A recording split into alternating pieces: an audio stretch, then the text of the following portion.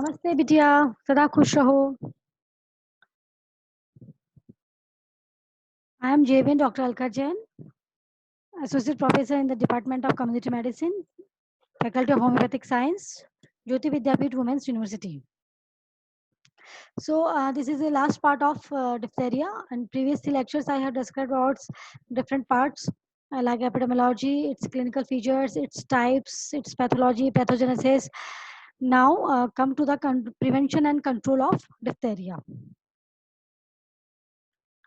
Now, first of all, there are the first point which comes under the prevention and control of any disease. It's elimination of reservoirs, and this consists of making the infectious persons.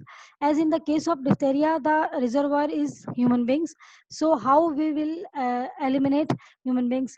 So, in this case, the term elimination is used for by giving appropriate treatment to the cases. Uh, in this by this we can eliminate the maximum number of cases, and the carriers are detected by throat swabs culture and treated with antibiotics. And the next point comes, and the prevention and control is the breaking the channel of communications or breaking the channel of transmission. So in the case of diphtheria, the mainly mode of the transmission or communication is the droplet, and the through direct contact or indirect contact. So indirect through droplet uh, mode of infections, how can we break the channel of transmissions? By isolation of the cases, and by carrying out the concurrent disinfection of the sputum, linen, clothes of the patient, and also other formites such as tongue depressor, nasal speculum, clinical thermometer, etc. ऐसा जो कोई भी article जो आपको लगता है कि contaminate हुआ हो पेशेंट के डिस्चार्जेस से, उसके नेजल डिस्चार्ज से, उसको कंकरेंट मतलब कि हाथों हाथ उसको डिसइंफेक्ट करना होता है. इस तरीके से अपन उस चैनल को ब्लॉक कर सकते हैं, ब्रेक कर सकते हैं कि वहां से वो फर्दर ट्रांसमिट नहीं हो डिजीज. जो थर्ड पार्ट जो पॉइंट आता है वो आता है प्रोटेक्शन ऑफ ससेप्टिबल्स. प्रोटेक्शन ऑफ ससेप्टिबल्स, ससेप्टिबल्स इसमें कौन है? कोई भी ह्यूमन बींग्स हो सकता है, और एज में इसमें कोई भी नहीं है, आइदर मेल और फीमेल. और मेनली इनमें जो ससेप्टिबिलिटी होती है वो बच्चों के अंदर होती है. Young close contacts are under close medical supervision for the maximum incubation period. अब इसका जो maximum incubation जो मैंने period बताया था, mainly 1 to 4 weeks तक इसका हो सकता है. 1 to 4 weeks जो होता है इसका मेनली इन्फेक्टिविटी पीरियड होता है, और उस पीरियड के अंदर ये इन्फेक्शन स्प्रेड कर सकता है. तो उस पीरियड में पेशेंट को आइसोलेट करके रखा जाता है, और यदि उसका ट्रीटमेंट स्टार्ट कर दिया और यदि स्वाब नेगेटिव आ रहा है, तब फिर उसको आइसोलेशन रखने की जरूरत नहीं होती है. And they should be put on antimicrobial prophylaxis using penicillin. Their immunisation status should be updated with diphtheria toxoids. So in protection of susceptibles, we can protect susceptible by immunization. And in the case of diphtheria, there are two methods of immunization. The first one is active and the second one is passive. In active immunization, it is done by diphtheria vaccines, and there are different types of vaccines which has been given in diphtheria. The first one is vaccines of single antigen. And in single antigen, there is first type is plain vaccines. These there are plain toxoid vaccines, quickly absorbed and rapid in action, and however they contain protein fraction derived from meat, peptone, and diphtheria bacilli, which produce adverse reactions. For example, formal toxoids, toxoid antitoxin flocules, and alum precipitated toxoids. So these kind of vaccines produces side effects, and there may have the adverse effects because of the protein content. Now the second type is adsorbed vaccines, and it's a adjuvant toxoid vaccines. These vaccines eliminate the protein fraction in the vaccine, making it more safer in comparison to the first type, single vaccine type. And the example of adsorbed vaccines are purified toxoid adsorbed on aluminum phosphate. In short form, you can say PTAP. And the other is purified toxoid adsorbed on aluminum hydroxide, PTAH.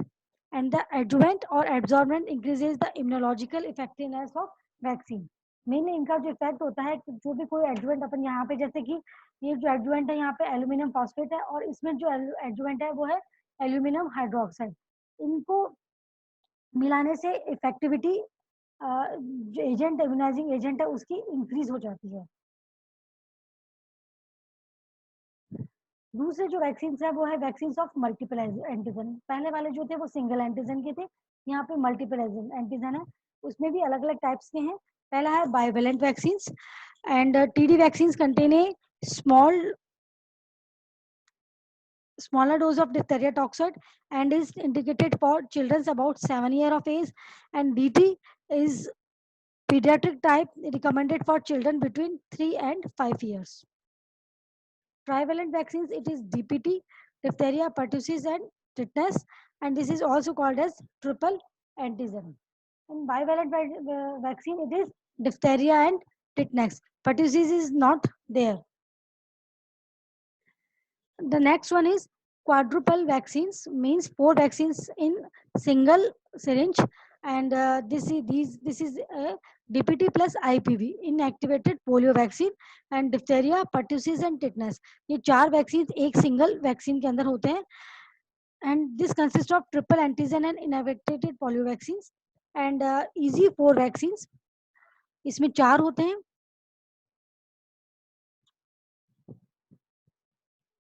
It is a tetravalent liquid vaccines containing diphtheria toxoid, tetanus toxoid, whole cell pertussis vaccines, and conjugated Haemophilus influenzae type B vaccines, absorbed on aluminum phosphate and suspended in isotonic saline solution using thiomersal as preservative.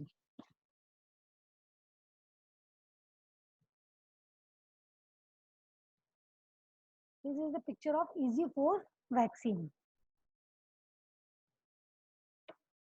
Sorry, it's a picture of DPT, the diphtheria, tetanus, and pertussis.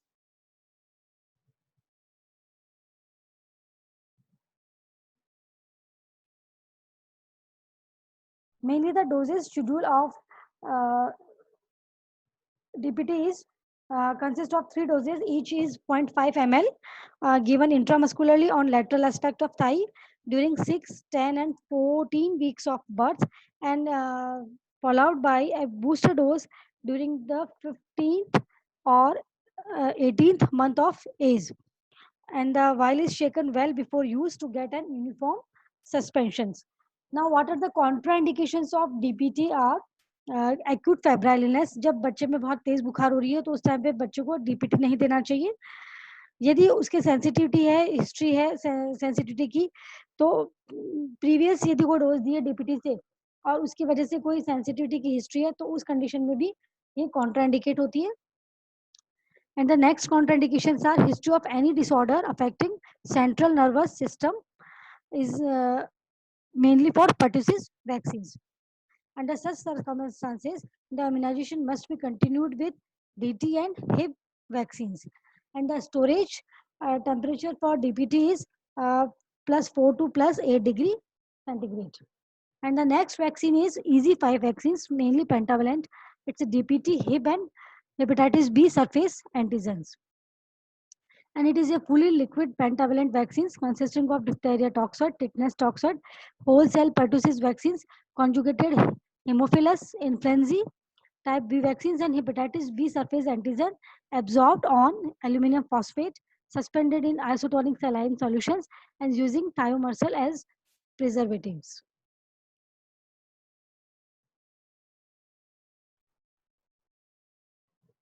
And the indication for EZ5 is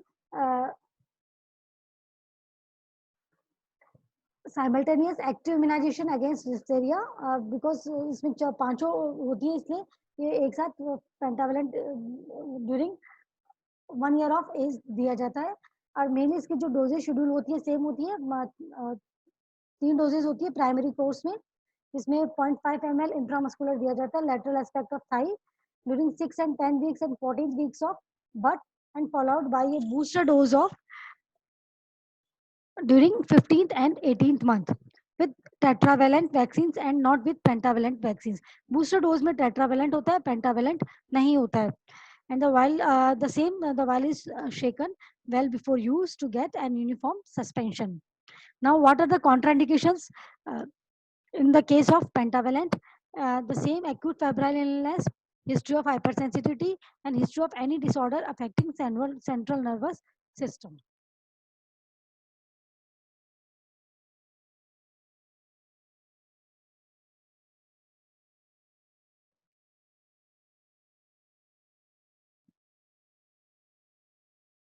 These are the contraindication of acute pentavalent. It's acute febrile illness, history of hypersensitivity, reaction to previous dose of DPT or EZ4 or EZ5, history of any disorder affecting central nervous system. Uh, Mainly contraindication for pertussis vaccines. And the next vaccine is hexavalent vaccines. It's a DPT, tetanus, pertussis, and hepatitis B vaccines and inactivated polio vaccines and HIP. Mainly 6 vaccines are there in single syringe. And the instructions to the parents are given to report if the child develops reactions and to report for the next dose. To complete the schedule positively, the child has not this should some be note that the child has not received primary immunization with DPT during infancy and is already more than 2 years old, requires primary immunization with DT, only 2 doses with 4 weeks interval, followed by booster dose with DT and during fifth year. यानी कि यदि 2 साल तक बच्चे ने कोई भी vaccine नहीं लगाया है तो उस केसेस में बच्चे को डीपीटी नहीं लगाया जाता है, सिर्फ डीटी लगाया जाता है. उसकी भी 2 डोजेस लगाई जाती है 1 महीने के गैप के अंदर और फिर उसके बाद में बूस्टर डोजेस दी जाती है जब बच्चा 5 साल का हो जाएगा. अब पैसे ये था एक्टिव इम्यूनाइजेशन. अब है passive immunisation and this is done with anti diphtheric serum and it is given for those who are at high risk such as young close contacts of the patient's family who are not immunized before, and the dose is 1000 to 2000 international unit. It is given after the test dose and it gives immediate protection and lasts for about 6 weeks. Anti-diphtheric serum is also used for therapeutic purpose to treat cases of diphtheria in order to neutralize the circulating toxins. And this is all about the prevention and control of diphtheria. Hope you understood well. And if there is any query, please comment in the box. And this session is powered by digital version 2.0 Jyoti Vidyapeeth Women's University, Jaipur. Thank you.